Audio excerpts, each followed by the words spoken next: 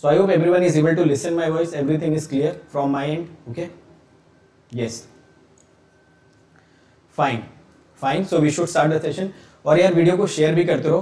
कल भी देखो मैंने इतनी अच्छी आपके लिए रिसर्च करके एक एनालिसिस वाली वीडियो बनाई थी जिसमें मैंने बताया था कहाँ से गेट में क्वेश्चंस आते हैं, कौन सी बुक से कौन सा टॉपिक उठाया जाता है. So if you want all those type of research in all the subjects then also let me know. If you want in all the subjects that what is the mindset of the GATE और from which book they actually lift the question directly, so that I will also discuss in for other subjects also. अभी EMFT में तो बहुत कुछ discuss कर सकते हैं. I just give you the sample of that. Okay fine. चलो तो मैं अब कुछ पॉइंट्स पूछता हूँ. So let me ask you some questions.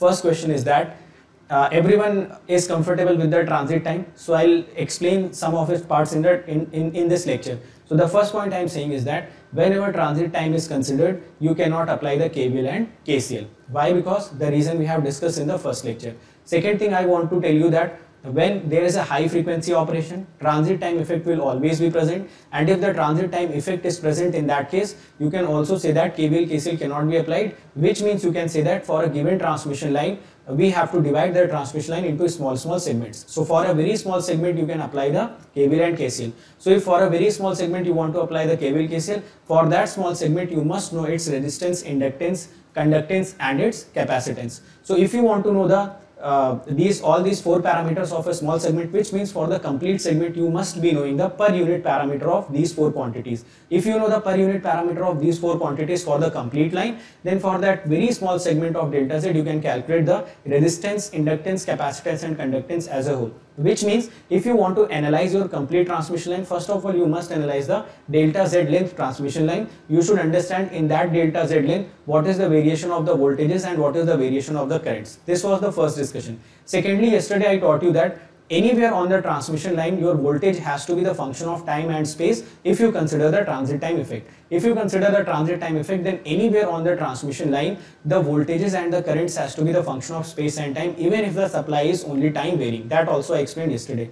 So if you are comfortable in these 2 points, we can start discussing the upcoming processes. Then in yesterday's class I gave you that equation of the voltages and current along the transmission line, what they will be. So in that I defined that if this length is delta Z and input current is V of Z comma T, so I can consider the voltage at this Z equal to Z plus delta Z as V of Z plus delta Z comma T. This we can consider very clearly or very easily. After that I applied the KVL in the inner loop, and with the help of the KVL we were getting this equation. So I called this at equation 1. Just I am giving you the revision of the yesterday's class. जल्दी से इसको देख लेते हैं, फिर आज की class discuss करते हैं. आज की क्लास भी काफ़ी इजी है, ओनली मैथमेटिकल कैलकुलेशंस आते हैं. फिर मैंने इस वाले नोट पे KCL लगाना आपको सिखाया था. How will you apply the KCL on that note? And from there we obtained these two equations. इन दोनों इक्वेशन को थोड़ा सा मॉडिफाई किया था. Then we get these two equations. After that I considered this V of Z comma T, I of Z comma T as time harmonic function. Since you have considered this as time harmonic function, then I ultimately got this particular expression. So finally we have got two differential equations in which the differential equation was only the function of Z.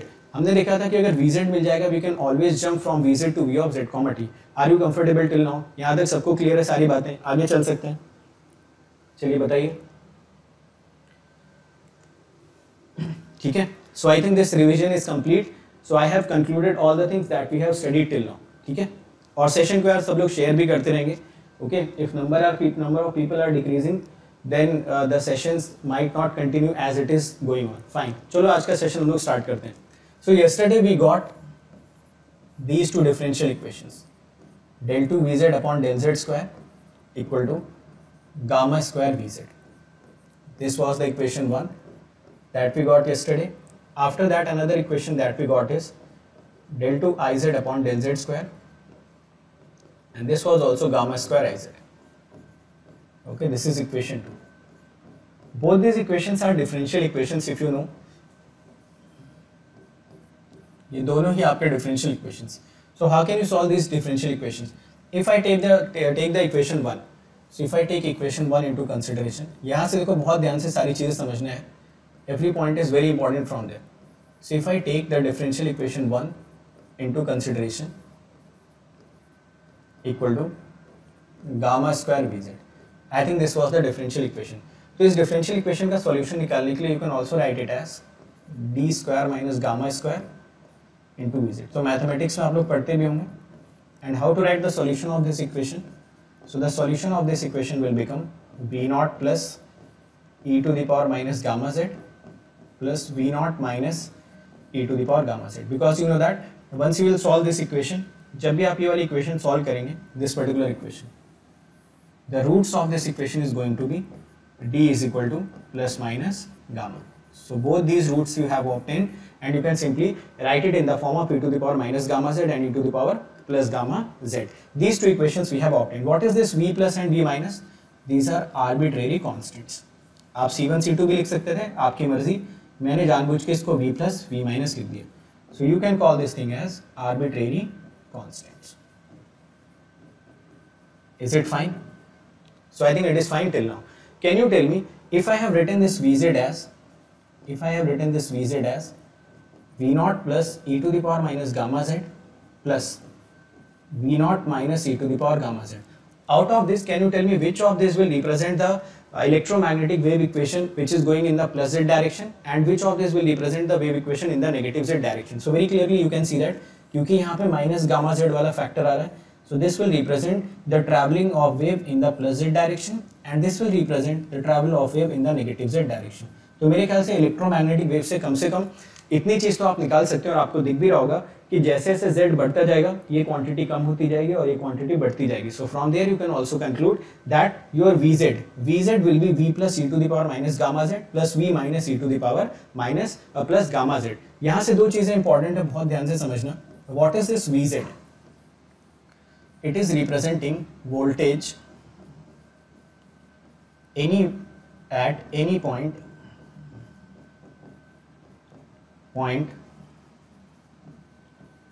along transmission line. So किसी भी point z equal to z पे ये आपका represent कर रहा है voltage transmission line. बहुत ध्यान से समझिए, किसी भी पॉइंट पे अगर आपको वोल्टेज कैलकुलेट करना है, so that voltage is basically composed of two voltages plus v naught minus e to the power gamma z. You can call this complete thing as forward voltage. This is your forward voltage.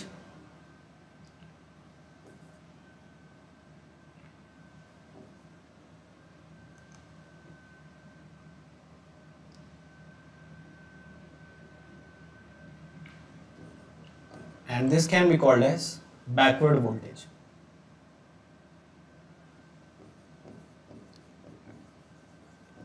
इसको आप कह सकते हैं backward voltage. मेरा एक सवाल आपके लिए आने वाला है, बहुत ध्यान से सवाल का आंसर देना.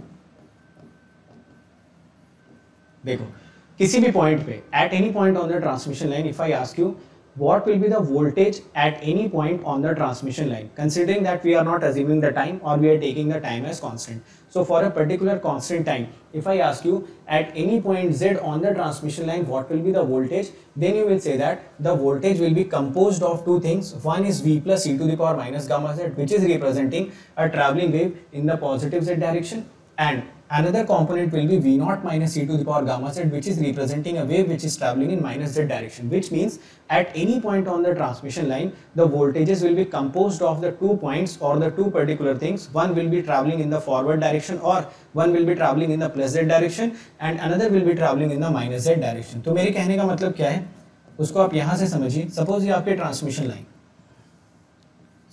ट्रांसमिशन लाइन, जनरली हम पैरेलल वायर से रिप्रेजेंट करते हैं सारी चीजें, और इस ट्रांसमिशन लाइन में अगर कोई मुझसे पूछता है कि ये z इक्वल टू z पे वोल्टेज कितना है, z इक्वल टू z पे वोल्टेज कितना है, तो आप क्या करेंगे, एक वेव जा रही होगी इधर, एक वेव आ रही होगी वापस,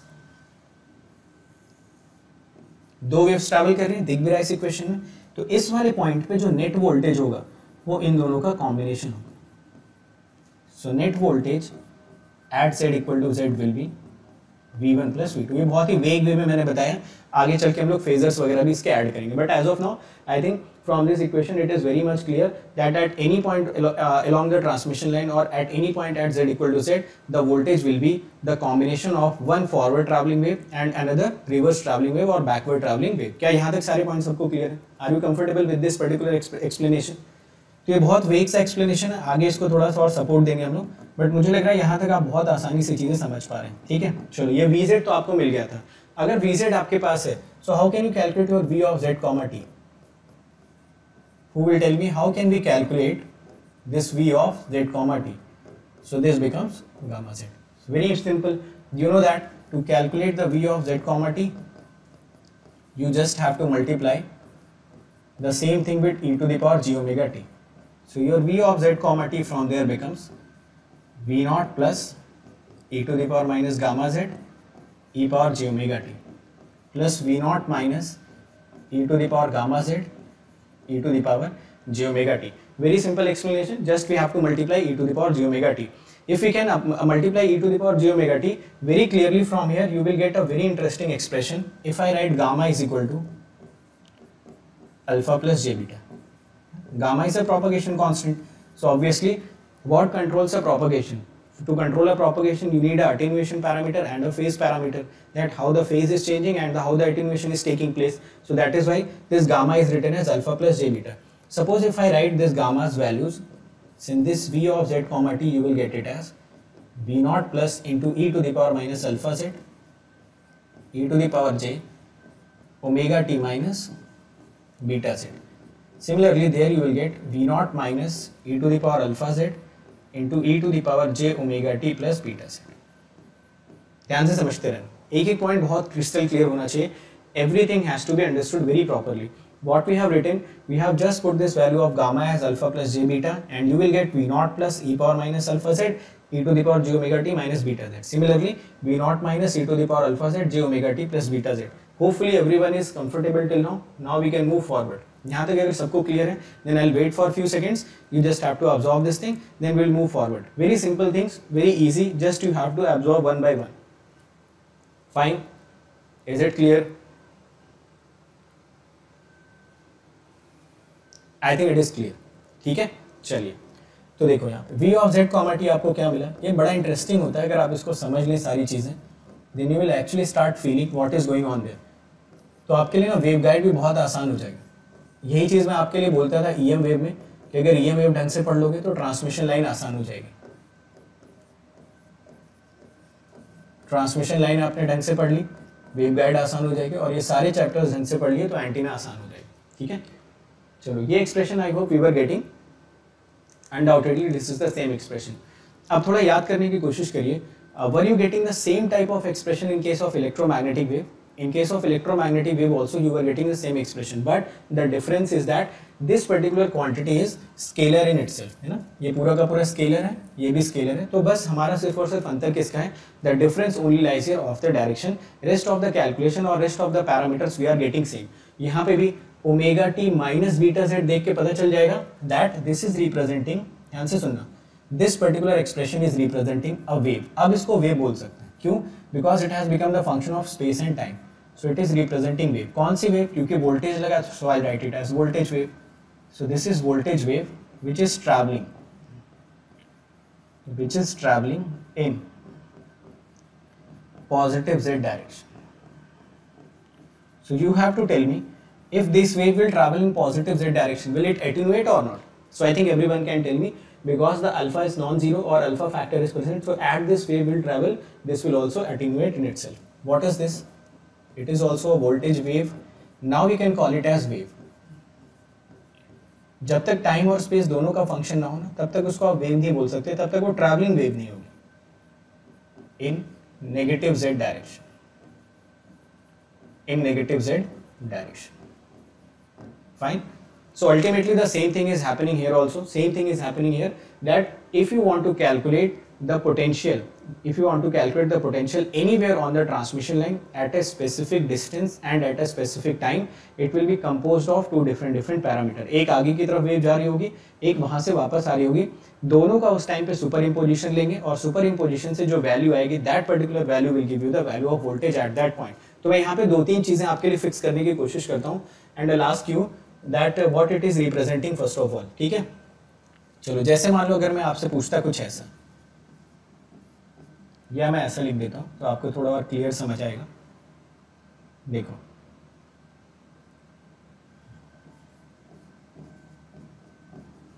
तो सबको बताना कमेंट सेक्शन में ये रिप्रेजेंट क्या करेगा.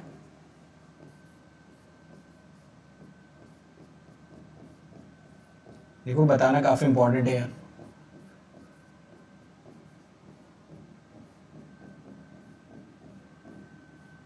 ये रिप्रेजेंट क्या करेगा? तो अगर आप सबसे पहली वाली वेव रिप्रेजेंट करेंगे ना, तो आपने यहाँ पे टाइम फिक्स कर दिया, सॉरी z फिक्स कर दिया, बट टाइम वेरी कर दिया. So this will represent time varying voltage at fixed z. ये क्या रिप्रेजेंट करेगा? Space varying voltage at fixed time. And finally what it will represent? अगर देखो टाइम भी फिक्स कर दिया, स्पेस भी फिक्स कर दिया, so you will get a scalar voltage. Now it will not be a waveform. So this will not vary, this will be a constant voltage value. Constant voltage value at t equal to t naught and z equal to z naught. T equal to t naught and z equal to z naught. ठीक है, तीनों ही cases में whether it is time varying voltage fixed at z equal to z naught will be composed of these two quantities. Whether it is a space varying voltage, it will be composed of two quantities. Whether it is a constant voltage, still it will be composed of two quantities. So you have to remember that voltage at anywhere on the line will be composed of two quantities. One quantity will be traveling in the positive z direction, another quantity will be traveling in the negative z direction. So by varying different parameters, you can define them in your proper manner or in your desired manner. क्या यहाँ तक ये सारी की सारी calculation सबको clear है? यहाँ तक अगर क्लियर है तो मैं एक स्टेप आपको और बताता हूँ, वो भी बड़ा इंटरेस्टिंग स्टेप है, एंड दैट पर्टिकुलर स्टेप पे हम लोग कल बहुत सारे क्वेश्चंस भी सॉल्व करेंगे. So that step is also very unique and very important. Fine, चलो चेक करो यहाँ तक और मुझे बताओ अगर यहाँ तक सबको सारी बातें समझ आ रही हैं. तो मैं ये भी चेक कर लूंगा ना, if you are able to understand this much of level और नॉट, और you want only simple formulas ZL minus Z naught upon ZL plus Z naught. If you want that, I can also give you that, but this will not help you in the long run. और वो आपको शायद पहले से भी आता है. ठीक है, clear, fine. Now this particular thing we have calculated. अब यहाँ से इसके डिफरेंट फॉर्मेट्स लिखते हैं. देखो होता क्या है, जनरली हम लोग बाद में देखेंगे भी, that this particular V0 is not always real. Okay, so it will have some magnitude and some phase. We will discuss this thing later. But अभी के लिए मान लो कि जो ये arbitrary constants आते हैं, इनमें कुछ magnitude भी होता है और कुछ phase भी होता है. So I just want to redefine my expression again. So you can write this thing as mod of V0 plus e to the power j omega t minus beta z plus phi plus mod of V0 minus, अच्छा e to the power minus alpha z को भी लेना पड़ेगा consideration में. सो let me right it again.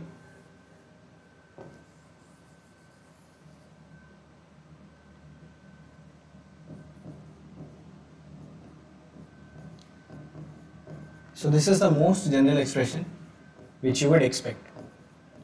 You can also expect a question on this because all the question that has been asked yet in the examination does not consider the initial phases.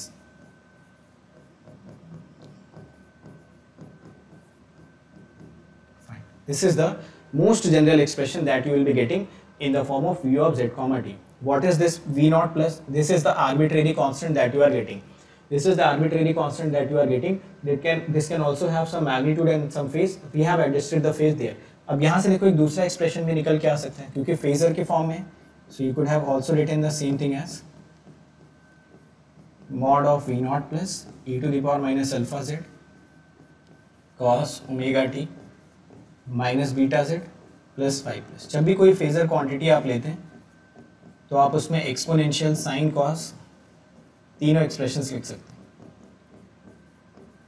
ये कुछ याद नहीं करना, ये derivation आपको पता होना चाहिए, तभी आप नए क्वेश्चन लगा पाएंगे. Okay,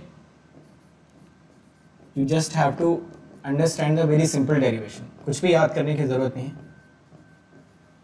sin omega t minus beta z plus phi plus v0 minus e to the power alpha z sin omega t plus beta z plus phi minus. अच्छी बात ये है कि यहाँ पे कोई यूनिट वेक्टर अटैच नहीं करना है. We do not have to attach any unit vector. So these three type of expressions, they are actually giving you the voltage anywhere on the transmission line at any particular z and at any particular time. So voltage will be the function of z and time. So anywhere on the transmission line if you will stand, you will get two expressions or two waveforms. One is in the positive z, another one in the negative z. ये तीन आपके expressions होते हैं. Based upon these three expressions, you will calculate all the things which is going to be present there. ठीक है, आगे चल के हम लोग देखेंगे ये 5 प्लस को इनिशियल फेज क्यों बोलते हैं या फिर इसको इनिशियल फेज क्यों बोलते हैं. That we will understand in a more elaborative manner. But as of now this very simple adjustment of the formulas you must understand. अब देखो जरा ध्यान से, ये बिल्कुल भी डिफिकल्ट था क्या? अगर कोई आपको जस्ट ये एक डिफरेंशियल इक्वेशन दे दे तो यहाँ तक तो कोई भी पहुँच सकता है ना, यहाँ तक तो कोई भी पहुँच सकता है, भले ही वो किसी दूसरी ब्रांच का भी क्यों ना हो, क्योंकि ये तो सिर्फ मैथमेटिक्स है. After that what you did, you just applied z comma t term and introduced e to the power j omega t. बस उसके बाद थोड़ी सी एडजस्टमेंट आपने कर दी, गामा t बीटा z को एडजस्ट कर दिया. उसके बाद जस्ट मैंने क्या किया कि v नॉट प्लस भी अगर फेजर फॉर्म में होता तो इसका फेज भी अंदर ले आके एडजस्ट कर दो, तो सिंपल सा एक्सप्रेशन बन गया. So I don't think it is very difficult, but the adjustment you must know. एक बार एडजस्टमेंट पता चल जाएगा, you can do everything for your own. Fine, okay, चलो. So I think everyone is comfortable with all the points that we have discussed till now. अब एक काम क्या करो, सेम चीज एक बार करंट के लिए करके देखते हैं, क्योंकि करंट के साथ भी यही डिस्कशन करना है. तो करंट के लिए ऐसा करो, आप लोग खुद से करने की कोशिश करो. So I'll give you this equation, del 2 iz upon del z square equal to gamma square iz. So I'll give you the time of maybe 1 minute. Within 1 minute, what you have to do, you have to reach up to this point. You have to reach up to this point within 1 minute. So I'm waiting for everyone's answer. Once you will let me know that you have done all the things with this I also that you did with V, then I'll give you the next concept. जब तक ये बताओगे नहीं तब तक अगले concept के लिए आपको wait करना पड़ेगा. जितना जल्दी आप calculate करके बताएंगे, the very soon I am going to discuss this concept. Okay? चलो जल्दी से इसको कर लो यार, एक बार फटाफट प्रैक्टिस कर लो, तो कल आपको इसकी इंपॉर्टेंस समझ आएगी कि why I am telling you these things and what type of questions can be asked in the examination. So tomorrow also we will discuss very good questions of the transmission line. Initial phase of the transmission line is very important. If you can understand the initial phase, later phases are very simple to understand. Okay, so initial 4-5 classes are very conceptual and at the same time very calculative. So if you are able to do the calculations, the questions will become a cakewalk for you. ठीक है, चलो तो 1 minute में आपका start कर देता हूँ. 1 minute के अंदर पूरी कैलकुलेशन हो जानी चाहिए विदाउट फेल.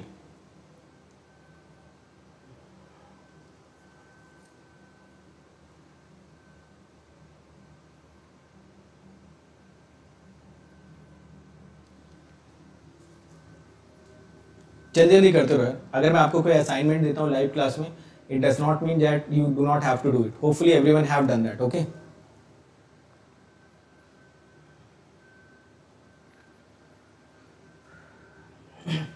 यार तुम लोगों को अगर कोई स्ट्रैटेजी बताई जाती है, कुछ बताया जाता है, तो तुम लोग सारी चीजें मांग लेते हो. तो मैंने कुछ स्ट्रैटेजी बता दी कि ये बुक्स फॉलो करनी, तो बुक्स तो ढूंढो यार. बुक्स नहीं है तो अमेजोन से ऑर्डर करो. कल को यही बोलोगे कि सर आप मेरी जगह एग्जाम भी देने आप ही चले जाओ. अगर इतना रहम कर दो हमारे ऊपर तो शायद हमारा एग्जाम निकल जाए, शायद हमारी नौकरी लग जाए. तो आप लोग इमोशनली बहुत मैनिपुलेट करते हो यार टीचर्स को. ये करना बंद कर दो. अगर कोई आपको रिसोर्स बताता है, कुछ बताता है ना, तो इतने कैपेबल हो यार, ग्रेजुएट होने वाले हो, कम से कम 20 ईयर्स सब लोग क्रॉस कर चुके होगे, तो थोड़ा रिस्पॉन्सिबल बनो. थोड़ी सी रिस्पॉन्सिबिलिटी अपने एंड पे लो. क्लास भी कर दे रहे हैं, PDF भी दे रहे हैं, सारी चीज़ें मिल जा रही हैं. अब इतने भी पैसे मत बन जाओ कि इतना भी ना कर पाओ, किताबें ना ढूंढ पाओ. ठीक है, किताबें ढूंढो. वही इंटरनेट आपके पास भी है, वही मेरे पास भी है. ऐसा नहीं कि मेरे पास कोई अलग से इंटरनेट का एक्सेस है. जहाँ से मैं ढूंढूंगा वहीं से आप भी ढूंढोगे ऑब्वियसली. अगर नेट पे नहीं मिल रही तो आप उसको ऑर्डर करिए अमेजोन से. ठीक है, चलो मैं आप जल्दी से कैलकुलेशन कर देता हूँ. So I think everyone can calculate this iz. Very good yaar, those who have calculated, those who are following everything, so I'm very happy for them. And those who do not following, please try to follow, because these things are very important for everyone. और ये सब free में मिल रहा है, और क्या चाहिए यार, ये तो पैसे देके भी नहीं मिलने वाला आपको.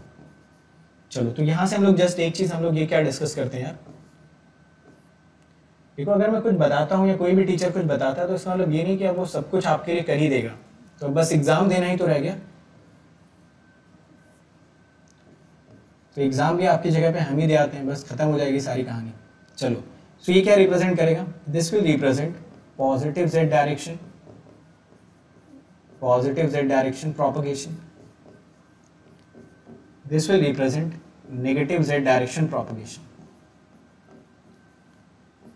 अगर देखो कभी आपको हमारा शेड्यूल पता चलेगा ना सुबह से शाम तक का, अगर आपको कभी हमारा शेड्यूल पता चलेगा सुबह से शाम तक का, और तुम एक हफ्ते बस वो शेड्यूल फॉलो करके दिखा दो, ज़्यादा दिन की बात ही नहीं कर रहा हूँ, एक हफ्ते की, 8वें दिन से सरेंडर कर दोगे तो टीचर ऑलरेडी इतना ज़्यादा बिजी है ना, क्योंकि वो कहीं में भी कॉम्प्रोमाइज़ नहीं, ऐसा तो है नहीं कि अगर हम लोग यूट्यूब पे पढ़ा रहे हैं तो जस्ट फॉर्मेलिटी के लिए, यहाँ पे भी देखो प्रॉपर पीपीटी बनती है, प्रॉपर इमेजेस मिलते हैं, प्रॉपर क्वेश्चंस मिलते हैं, तो ये कौन करता होगा?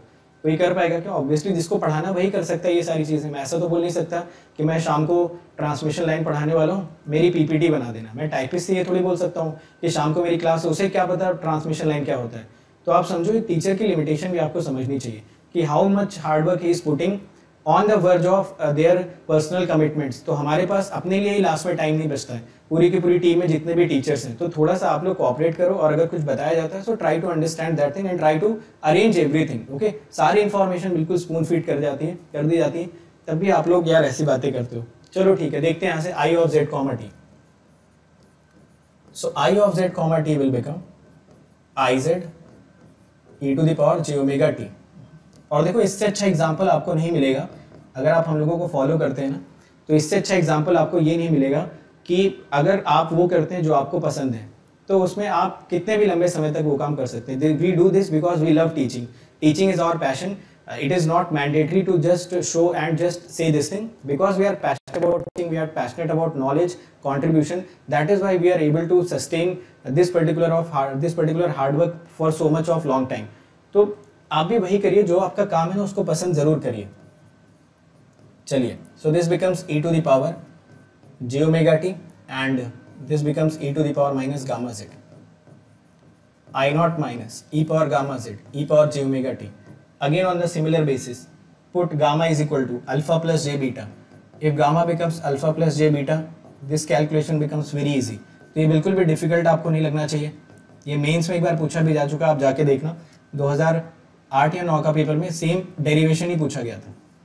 तो डेरिवेशन अब आपके लिए बहुत ईजी हो जाएगा, कुछ रटने की जरूरत नहीं।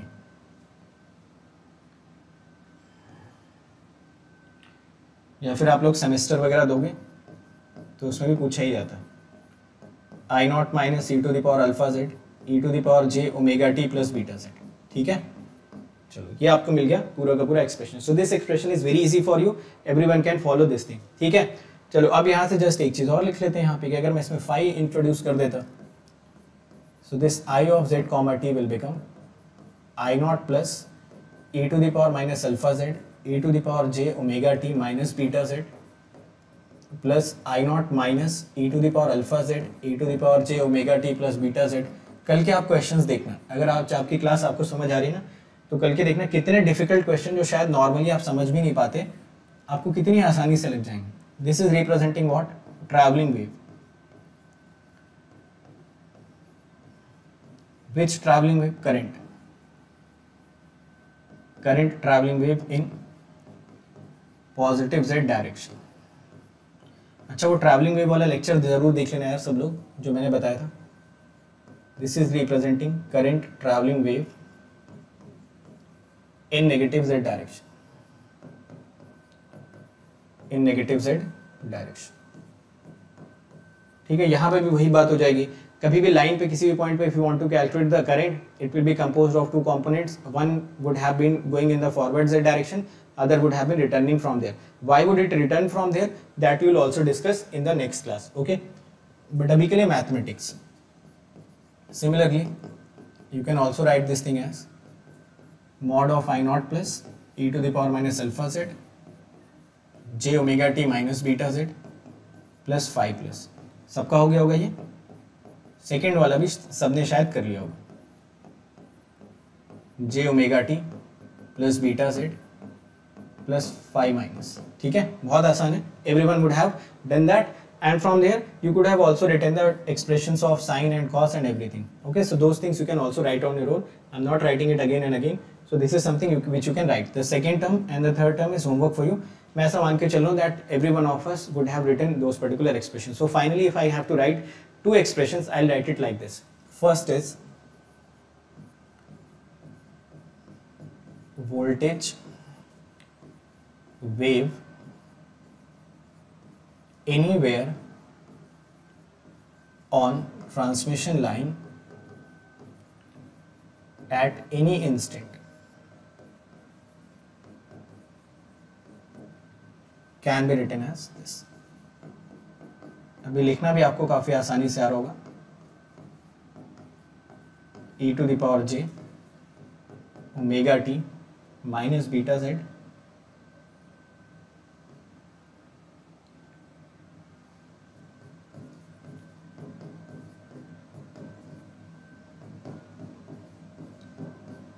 e to the power alpha z omega t plus beta z plus phi minus first second।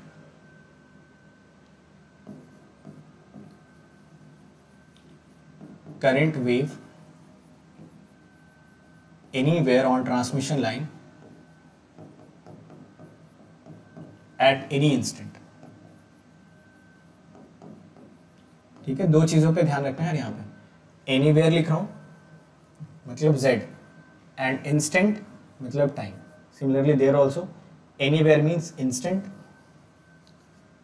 Sorry distance, instant means time. इसको भी लिख लेते हैं, फिर आगे एक बड़ा इंटरेस्टिंग सी कैलकुलेशन करते हैं। So this is just to conclude the things.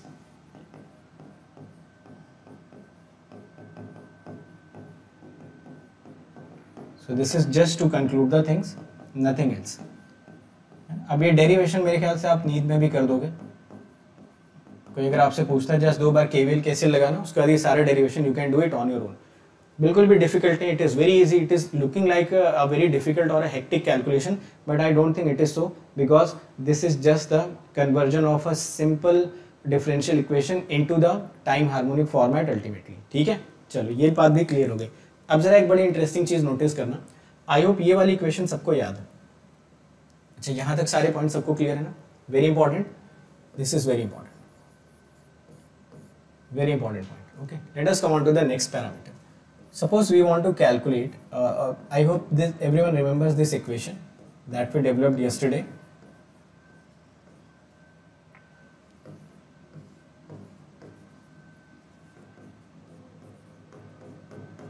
ठीक है, ये सबको याद होना चाहिए, del by del z. Okay, so the same expression got converted into minus of r plus j omega l into iz, okay, for time harmonic v and z, है ना? Time harmonic v and I if we consider, the same expression got converted into, because e to the power j omega t got cancelled from both the sides, so this expression can be written like this. I hope it is making sense till now. Just I want to put these values. So this becomes del by del z. You can write this thing as v naught plus e to the power minus gamma z plus v naught minus e to the power gamma z. देखना बहुत ध्यान से यहाँ से कितना अच्छा parameter आपको निकल के मिलता है, और इसको आप आगे से याद भी रखेंगे। So this will become I naught plus e to the power minus gamma z plus I naught minus e to the power gamma z. Just मैं इसको डिफरेंशिएट करता हूँ, you will get minus gamma v naught plus e to the power minus gamma z plus gamma v naught minus e to the power gamma z, and this becomes minus of r plus j omega l, okay, I naught plus e power minus gamma z minus r plus j omega l I naught minus e power gamma z. Very simple, just we have differentiated this quantity and I have multiplied minus r plus j omega l both the sides. Fine, so can you compare e to the power minus gamma z coefficients on both the sides? So if I have to compare these two things, तो बहुत ध्यान से देखिए यहाँ से क्या मिल रहा है, minus gamma v plus, you will get minus gamma v naught plus. यहाँ से आपको क्या मिलेगा, minus r plus j omega l I naught plus. Yes or no? Check this thing. I hope everyone can check this point. Just we have to compare e power minus gamma z, e power minus gamma z. If we compare e to the power minus gamma z from both the sides, this v naught plus upon I naught plus will come out to be minus r plus j omega l. ये सबको दिख रहा है ना? तो minus minus cancel out कर दो, और यहाँ से आपको एक रेशियो मिलेगा r plus j omega l upon gamma. This expression you have got after comparing e to the power minus gamma z terms. ठीक है, similarly you would have got comparing e to the power gamma Z terms, gamma Z वाले terms को compare करते हैं और देखते हैं क्या मिलता है। देखना यहाँ से भी बड़ी इंटरेस्टिंग चीज़ आपको मिलेगी। ये हो गया गामा जेड यहाँ पे और यहाँ पे हो गया गामा जेड, दिख रहा है सबको। So it will become gamma B naught minus equal to minus of R plus J omega L I naught minus. देखिए minus of R plus J omega L I naught minus. अभी मैं यहाँ से क्या करता हूँ, let me take the ratio of V naught minus upon I naught minus, and this again becomes r plus j omega l upon gamma. Can you say whether these particular ratios are same or not? Just compare this thing, v naught plus upon I naught plus and v naught minus upon I naught minus. Can you tell me whether these particular two expressions are having the same ratios or not? So I think everyone can understand these two are having the same ratios. Is it clear to everyone? So hopefully everyone is following this thing, this v naught plus upon I naught plus there, r plus j omega l upon gamma, and this v naught minus upon I naught minus there will have a constant value everywhere, and that particular constant value is r plus j omega l upon gamma, r plus j omega l upon gamma. For a transmission line, gamma has to be constant if RL, GC and omega is given. अब बहुत ध्यान से इस point को देखना है, ये last point है, यहाँ पे आपको थोड़ा सा फोकस बढ़ाना था, लास्ट पॉइंट है। यहाँ पे जरा ध्यान से देखो, बहुत ध्यान से ये पॉइंट देखिएगा। चलो पहले नोट कर लो फिर मैं आपको बताता हूँ। सबने ये पॉइंट नोट कर लिया ना? Everyone have noted this point? यहां तक ये सबने नोट कर लिया? Hopefully everyone have gone through the same point. ठीक है, जरा ध्यान से इस पॉइंट को देखना। यहां पे देखिए, देखो ये वाला पॉइंट देखना जरा। अगर इस e to the power j 5 plus को बाहर निकाल दे तो ये v नॉट प्लस बचेगा, only v naught plus. Why? Your v naught plus was what?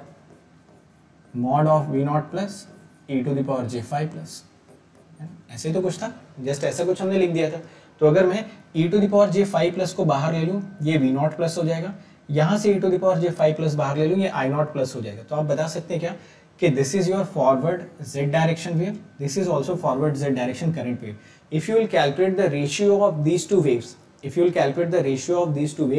are you going to get this v naught plus upon I naught plus और not? ध्यान से समझिए इस बात को।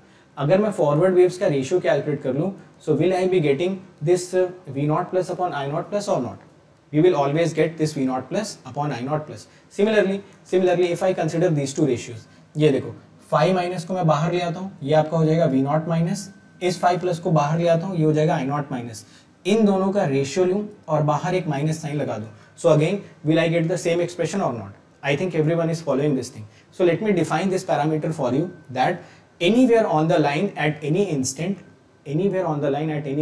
if you calculate the ratio of forward voltage to forward current, then that ratio to the ratio when you divide the reverse voltage to backward current, reverse current to reverse current given with the minus sign, those two ratios are always going to be same.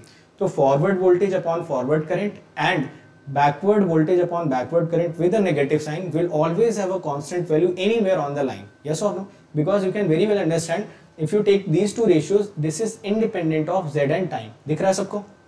चलो मैं ये दोनों points आपको वापस से भी दिखा देता हूँ। ये समझना काफ़ी ज़रूरी है सबके लिए।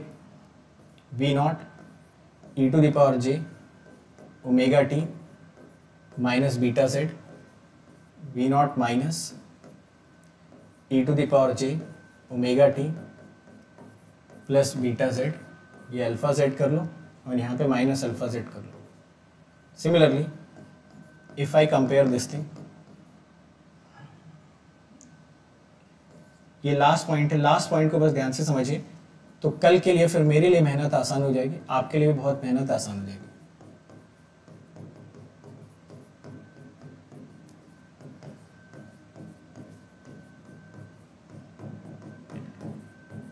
चलो तो मैं यही आपसे बताने की कोशिश कर रहा हूं, अगर मैं इन दोनों का रेशियो कैलकुलेट करूं तो आपको बताना है ये जो रेशियो आ रहा है, is it dependent on z और t और not? No, it is independent of z and t and it is coming out to be r plus j omega l upon gamma. It is independent of z and t, which means it is a constant value, है ना। यही तो discussion का मतलब हुआ कि अगर forward wave जा रही है वोल्टेज वाली, फॉरवर्ड करंट जा रही है, किसी भी इंस्टेंट पे, किसी भी स्पेस वाले पॉइंट पे, जहां पे आपकी मर्जी हो, इनका रेशियो निकालो, वो z और t पे डिपेंड ही नहीं करे। इसका मतलब ये कांस्टेंट रहना चाहिए, which means this is the parameter which is going to be constant for a line anywhere on the line or at any instant of time। आज देखो, कल देखो, 100 साल बाद देखो, 10 मीटर पे देखो, 10 किलोमीटर पे देखो, 10,000 किलोमीटर पे देखो, this parameter is not going to change। So this parameter will always remain constant for a transmission line irrespective of the time, irrespective of the distance। On the similar basis अगर इनका भी हम ratio लें, यहाँ पे बस ratio लेने के टाइम पे माइनस साइन लगा देना, उससे क्या ही फर्क पड़ता है। This is you are getting the same thing, है ना। This quantity is also independent of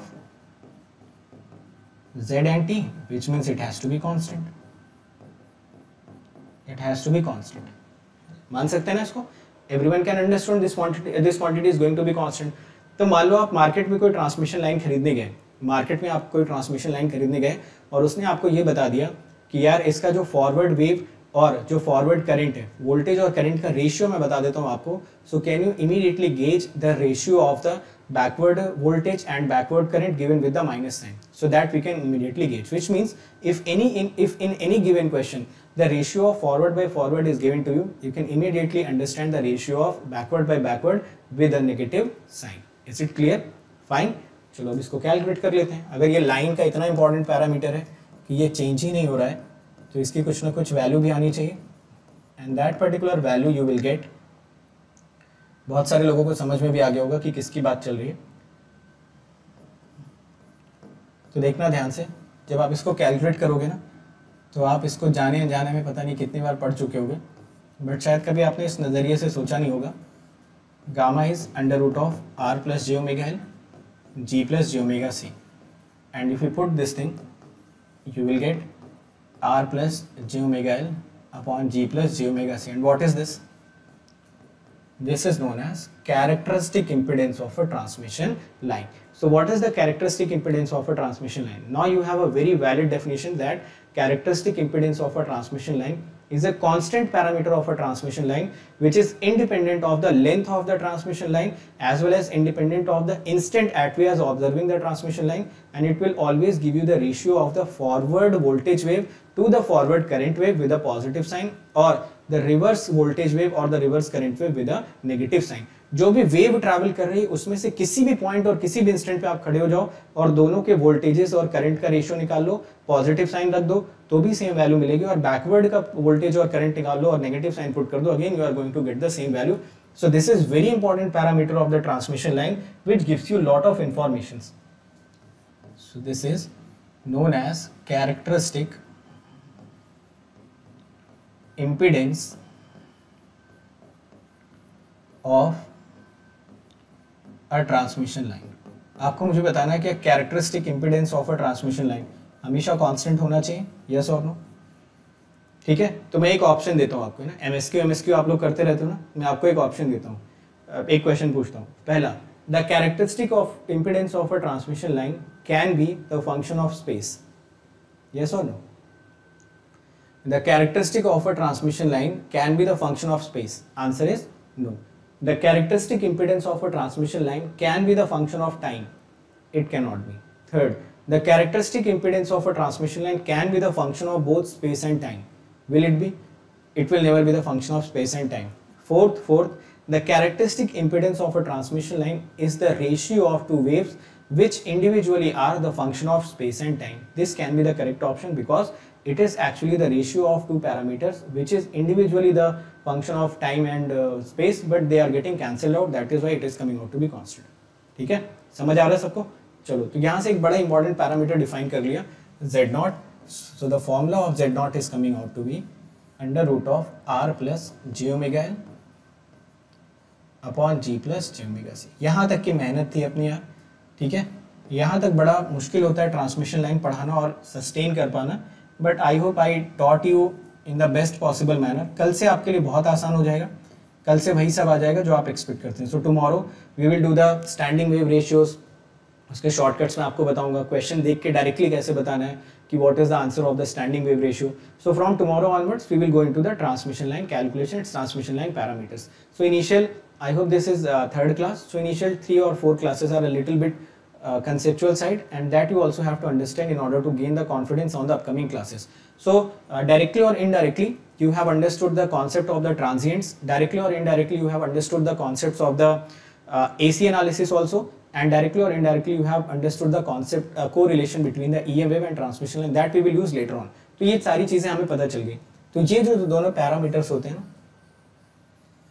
these two parameters are known as secondary parameters of transmission line or secondary constant, sometimes it is called as. So what are the primary constants? तो primary तो कल हम लोगों ने देख ही लिया था ना, primary constants of transmission line. देखो ट्रांसमिशन लाइन के डेरिवेशंस भी बड़े इजी होते हैं, है ना. EM वेव के डेरिवेशन थोड़े से मुश्किल होते थे, बट ये काफ़ी इजी है. RLGC and all these are distributed parameters. Distributed parameters. ठीक है, सबको समझ आ गया? Everyone is comfortable with all the points. So I think derivation part is very easy on itself, though it is a bit lengthy, but it is very easy. Secondly, you can always calculate the ratios of forward traveling wave and the reverse traveling wave. किसी भी point पे, किसी भी time पे देखेंगे आप तो उनका रेशियो आपको हमेशा constant मिलेगा. That is known as the characteristic impedance. So anywhere on the line you will get the same characteristic impedance. So just out of curiosity अगर मैं आपसे एक क्वेश्चन पूछूं कि चलो ये ट्रांसमिशन लाइन ले लो, ठीक है, ये ट्रांसमिशन लाइन ले लेते हैं, और ये transmission line let me observe it at, चलो मैं सप्लाई लगा देता हूँ इसमें, स्विच लगा देता हूँ, जब अपना मन होगा सप्लाई हम लोग ले देंगे इसमें, ठीक है, और एक लोड भी लगा देता हूँ. दो load can be inductive capacitive also, just for the sake of it मैं इसको रेजिस्टिव बना दे रहा हूँ. अगर मैं आपसे पूछता कि मैं इसको t=1 पे ऑब्जर्व कर रहा हूँ, t=1 सेकेंड पे इस instant, so you have to tell me what will be the Z0. It will be Z0. अब मैं क्या करता हूँ, इसको मैं Z=2 मीटर पे ऑब्जर्व करता हूँ. At this point you have to tell me the characteristic impedance. Will it be Z0? बिल्कुल सेम रहेगा. अगर मैं इसको Z=100 मीटर पे ऑब्जर्व करता हूँ, so again the characteristic impedance of this transmission line will become Z0. I think yes. अगर मैं इसको चलो t=1 सेकेंड के बाद, एक साल बाद आता, आफ्टर 1 ईयर,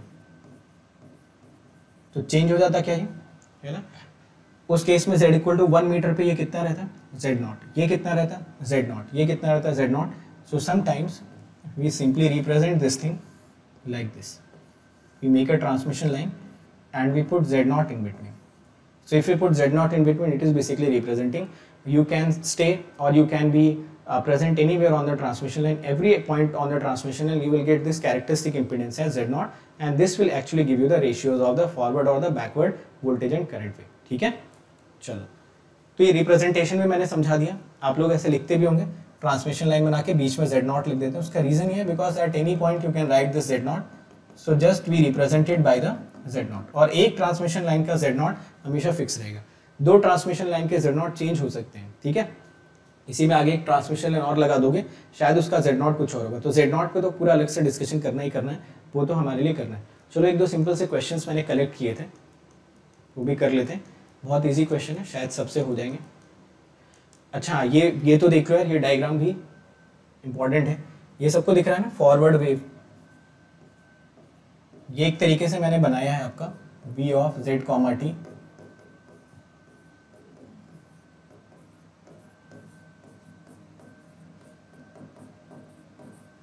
ठीक है, तो अलग अलग टाइम पे देख, मैं दूरी इसकी बढ़ती जा रही, पॉजिटिव Z डायरेक्शन में. इसको Z ले लेते हैं. So let me call this thing as Z. So if I observe this thing as t=0, this wave is like this. At t=t1 which is greater than 0, ये थोड़ा सा आगे निकला है. आगे निकलना दिखाने के लिए एक P पॉइंट को रेफरेंस लिया, तो यही P पॉइंट अब शिफ्ट होकर यहाँ पे आ गया. फिर थोड़ा सा टाइम और बढ़ाया, ये थोड़ा सा और आगे निकला है. ठीक है, तो ऐसे ही रिप्रेजेंट करा जाता है ट्रैवलिंग वेव को. Generally to represent a travelling wave we show it at the different time instant. यहाँ पे एक फोटो खींच ली, एक फोटो यहाँ, एक फोटो यहाँ, एक फोटो यहाँ, 4 फोटो खींचोगे तो हर एक फोटो में आपको वेव थोड़ी आगे शिफ्ट होती हुई दिखेगी। So this particular wave has been shifted slightly righter और you can see in the slightly positive Z direction. ठीक है, वैसे मैंने ये वाली वेव भी आपको दिखाई। इस वाली वेव में देखना, this is actually your backward wave.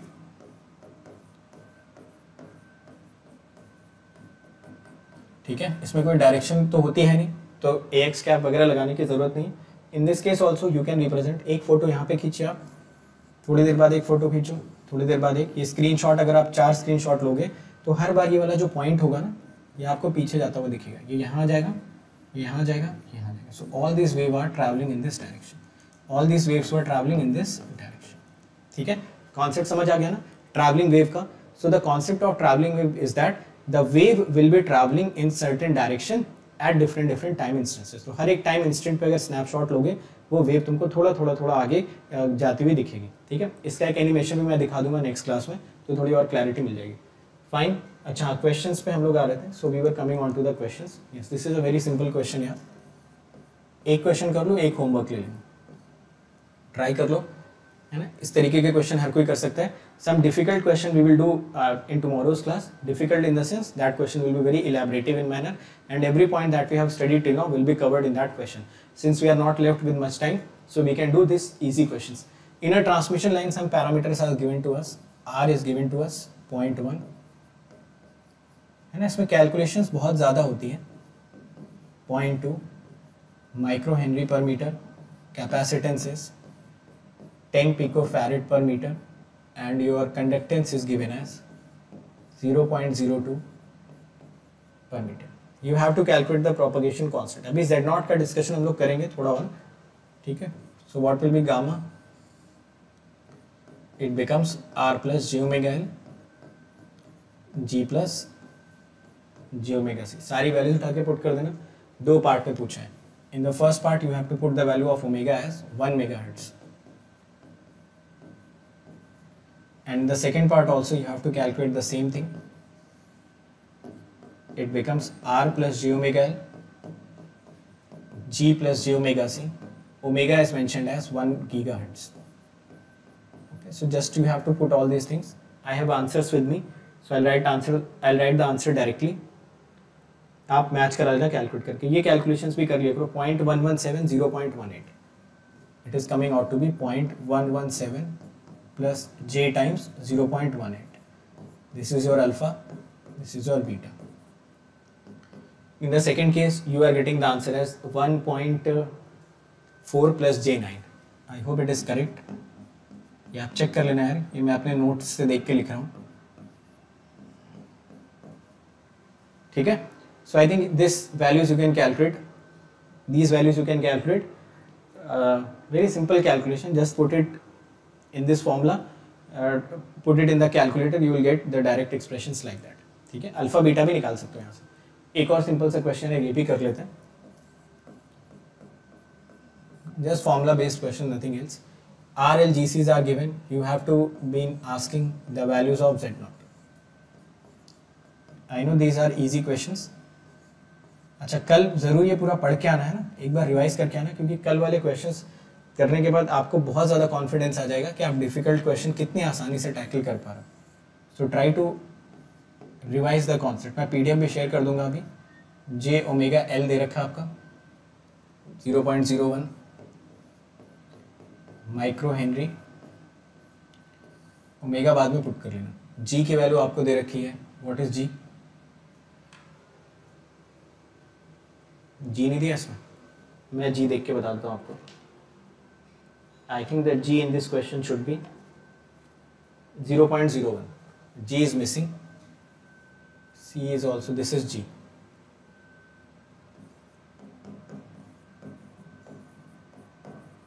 ठीक है, g आपका क्वेश्चन में दे रखा था 0.01. Rest of the things are very easy to calculate. c को पुट कर लेते हैं 100 पिकोफैरेड, है ना। मुझे नहीं लगता ये क्वेश्चन शायद किसी को बताने की भी जरूरत है, आप आसानी से कैलकुलेट कर सकते हैं। Just I am telling you the answers. So the answer is coming out to be 10 plus j 0.035, okay check कर लेना, यूनिट आ जाएगी ओम, ठीक है। तो जस्ट ऐसे practice question, it does not give you any extra concepts, just the calculation point of view you have to be sure. So what is the value of omega?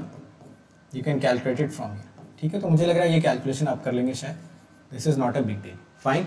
So let me know if you have understood every concept that I taught in today's class. So these 3 classes and today's questions, so the today's half class. So initial 3.5 class, if you are comfortable, then you will know the beauty of the transmission line. You will actually understand the concepts of the transmission line. You will actually start feeling what has been asked in the examination, what is the concept of the discontinuity, what is the concept of DC AC transient, what is the concept of the lossless transmission line, lossy transmission line, length of the transmission line, how does it make a difference, everything you will start understanding, and ultimately the Smith chart. So all these things will be very easy for you if you are comfortable in starting classes, ठीक है? It's time to experience something glorious. Unacademy Combat. Compete, crack, conquer. A challenging gate contest engineered to give you an experience like none other. Where you put your knowledge to test and battle it out with a test to bring out the best in you. Unacademy Combat is the most competitive, gamified contest for gate till date, with the best of the questions by best educators. with detailed video solutions from top educators right after each contest. Combat live with peers to get real-time rankings and win big. Participate in every contest to improve your ratings. Challenging contests every fortnight or alternate Sunday. Live ranking after every question. Big rewards for top rankers. Your passion to crack gate deserves this. Your hard work towards your dream deserves this. Fuel your inner fire for the ultimate gate challenge. Unacademy Combat. Register now.